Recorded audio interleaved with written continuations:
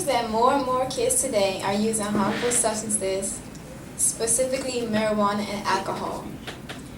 This is a major problem because although you may think that these substances are harmless, they can affect your body and mind in many ways. How many in here have used a substance before or any type of drug? May I ask what you all used?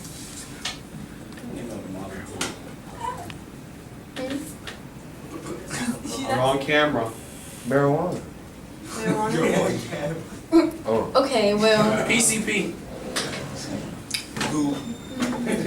Okay, well, I'm not saying that I haven't used marijuana or drank alcohol because I have, but I didn't like it because it doesn't make me feel cool or put me on the right state of mind, and it makes me feel kind of dumb, and it leaves a bad aftertaste in your mouth and a bad smell on your clothes, and you can get in trouble by your parents if you do that and you go home, you know.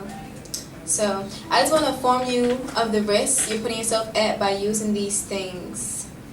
I know that some people like to do it on special occasions like birthdays and other celebrations and whatnot. And I know that others like to use these substances on a regular basis. You may think it makes you feel good or relieve stress because that's an excuse I hear all the time. But there are other and better solutions for that, and there are more ways to have fun and celebrate without being under the influence. Other ways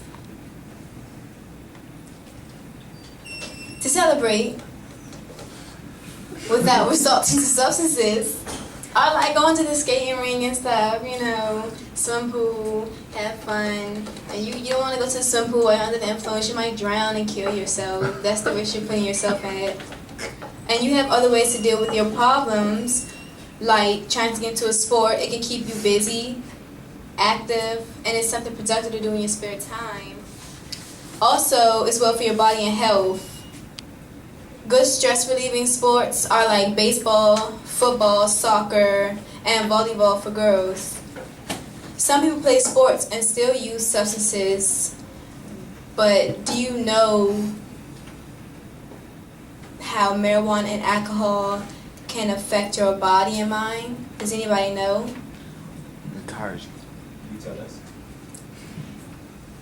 Well, marijuana causes changes in your personality, including hallucinations, delusions, and symptoms of, of psychosis, which means going crazy, and that leads back to hallucinations.